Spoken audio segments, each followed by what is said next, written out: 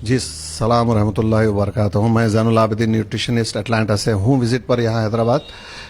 तो मुझे सवाल किया गया कि डायबिटीज़ जो आजकल हैदराबाद में वबा की तरह फैल चुकी है और जिसको कैपिटल ऑफ द वर्ल्ड भी कहा जाता है, one of the capital cities of the world in connection with diabetes के ताल्लुक से, तो इसको मैं कोशिश करता हूँ कम से कम अल्फाज में आपको मसला समझाने की और इसका हल और कहाँ से मसला हो रहा है। देखिए, डायबिटीज़ तो इसका नाम है ज़रूर, लेकिन इसको शुगर भी कहते हैं। लेकिन शुगर और डायबिटीज़ से अलावा ये होती क्यों है? ये इसलिए होती है कि जो आपका लबलबे से जो आप पैंक्रियास कहते हैं, जो हार्मोन सेक्रेट होता है, और जो इंसुलिन कहते हैं, जो की तरह काम करता है, आपके सेल्स को खोलता है शुगर उसमें एंटर होने के लिए, एनर्जी क्रिएट करने के लिए।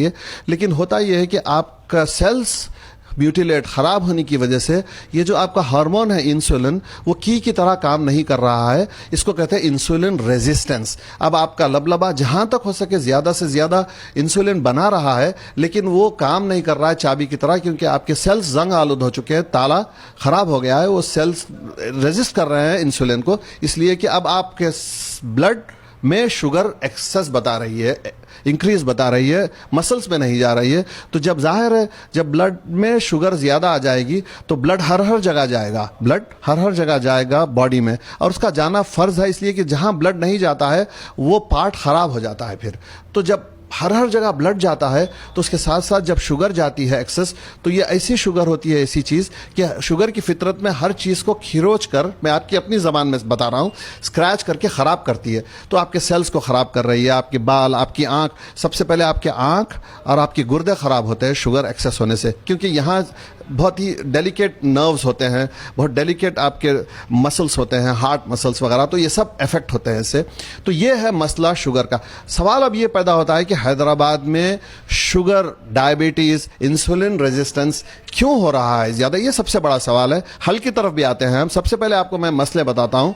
देखिए भाई, आप सबसे पहले सिंपल कार्बोहाइड्रेट्स मुख्तलिफ शक्ल में बहुत इस्तेमाल कर रहे हैं, जिसमें नंबर 1 पे आता है चावल, राइस। और जिस तरह का चावल आज की तारीख में पॉलिश करके उसको प्रोसेस करके बहुत ज़्यादा मकदार में खाया जा रहा है, पुराने ज़माने में ऐसे नहीं था, हरगिज़ नहीं था।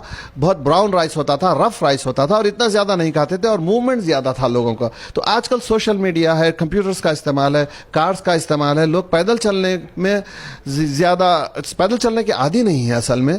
तो इससे क्या हो रहा है कि क्रेडिट एंड डेबिट में आपके इम्बैलेंस हो गया है। अब आपका क्रेडिट, आप सिंपल शुगर्स बहुत ज़्यादा ले रहे हैं, कार्बोहाइड्रेट बहुत ज़्यादा ले रहे हैं। मिसाल के तौर पे चावल आप इतना ज़्यादा खाते हैं कि चावल में सिंपल कार्ब स्टार्च बहुत होता है, उस that starch turns into sugar, that sugar turns into fast it turns into fat, bad fat. ये बैड फैट है ये। तो सबसे पहले आप चावल को कट बैक करें। इसके साथ जो खिचड़ी खाते हैं और उसको बगार कर फ्राई करके खाते हैं, बिरयानी बहुत ज़्यादा खाते हैं, दावतों में नाइट लाइफ बहुत ज़्यादा हो गई है। देखिए, जो भी चीज़ आप रात में 10 बजे के बाद खाएंगे और फिर उसके बाद आप कभी भी सोएंगे, उसका डेट्रीमेंटल इफेक्ट आपको होना ही होना है, जिससे ओबिसिटी बढ़ती है। फिर आपकी ओबिसिटी जिससे बढ़ जाती है आपकी, जिसकी वजह से आपको आपके सेल्स ब्यूटिलेट होना ज़रूरी है, इसमें कोई डाउट की बात नहीं है। इसी से फिर इम्बैलेंस होकर आपका इंसुलिन रेजिस्टेंस हो रहा है, ओबिसिटी हो रही है, ब्लड प्रेशर्स बढ़ रहे हैं, और फिर डायबिटीज़ कहते हैं। अब सवाल यह है कि फिर ये मैंने आपको सिंपल कार्बोहाइड्रेट, मतलब बेकरी की सारी चीज़ें आती हैं, इसमें मिठाइयाँ हैं, और कोक सबसे ज़्यादा खतरनाक है, इसके अंदर डेंजरस है, ऑल मशरूबात जो आर्टिफिशियली बनाई जाती है। ये मैंने आपको मसले पे बात की। अब आता हूँ मैं आपके हल पे बात करता हूँ। कम वक्त है, सुन लीजिएगा, गौर से सुनिए, नोट कीजिए। कॉन्सेप्ट है वो ये है कि आप सबसे ज़्यादा सब्जियां इस्तेमाल करने के आदी बनाइए अपने आप को। और सब्जियां सिर्फ आप एक चावल छोड़ेंगे, कम करेंगे, ख़त्म कर देंगे, तो 12 सब्जियां खा सकते हैं आप। सब्जियां अगर आप काउंट करेंगे तो कम से कम आपको 25-30 के वैरायटी की सब्जी मिलती है आपको। इससे कभी बोर नहीं होता आदमी। चावल से क्या है, बोर हो जाता है जल्दी ना। तो आप सब्जियां बारी बारी, आजकल तो सब्जियां मैं देखता हूं आपके शहर में हर जगह मिलती है, हर मोहल्ले में सब्जियां मिलती है। तो सब्जियों को शैलो फ्राई करें आप, सब्जियों को स्टीम फ्राई करें आप, प्याज डालकर, उसमें हरी मिर्च डालकर। जैसे चावल आप एक प्लेट भर के खाते हैं, उसी तरह प्लेट भर के आप सब्जी का इस्तेमाल करें।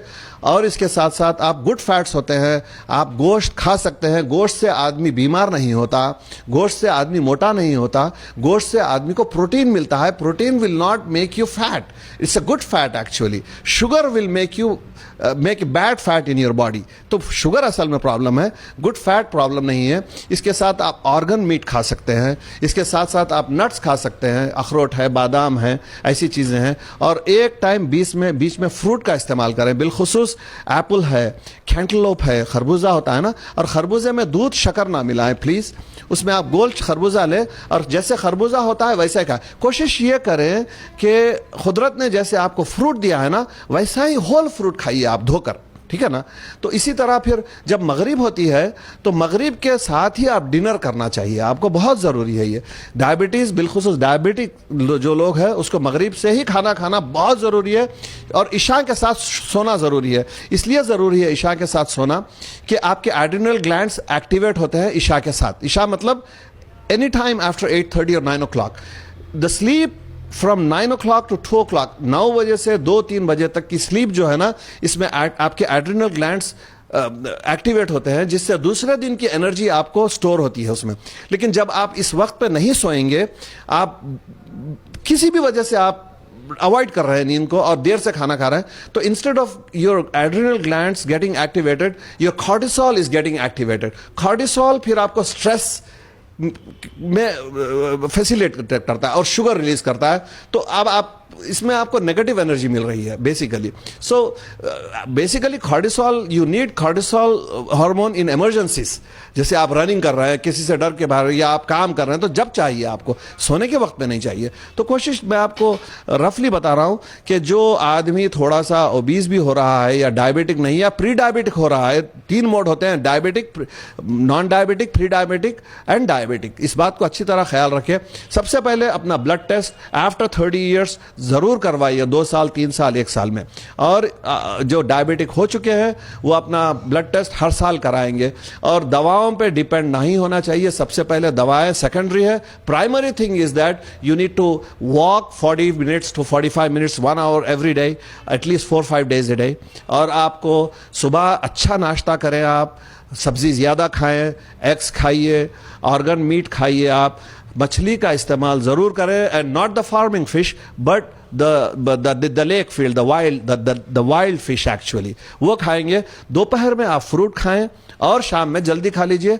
मैं आपको गारंटी देता हूं कि आप में बहुत फ़र्क आ जाएगा, बहुत फ़र्क आ जाएगा। सब्जियों से मुराद मेरी ये है कि पत्ते की सब्जी सबसे ज़्यादा खाई जाएगी। पालक है, मेथी है, सोया है, माट की भाजी है, पनकुंटे की भाजी होती है, आंध्रा की सारी भाजियाँ होती है वाइल्ड, सब खाना चाहिए। जितनी भाजियाँ मिलती है शिनाख्त करके खाइए उसको, फिर उसके साथ सारी सब्जियाँ खाइए।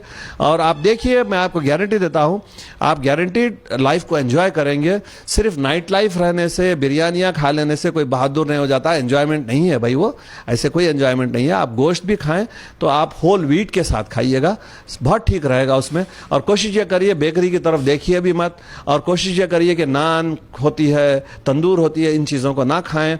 आप नहारी खाना चाहते हैं ज़रूर खाइए, पाया ज़रूर खाइए, आप जितने चाहे खाइए। और लेकिन जैसे वो नहारी होती है ऐसे ही खाइए, उसमें रोटी मत डालिए, है ना।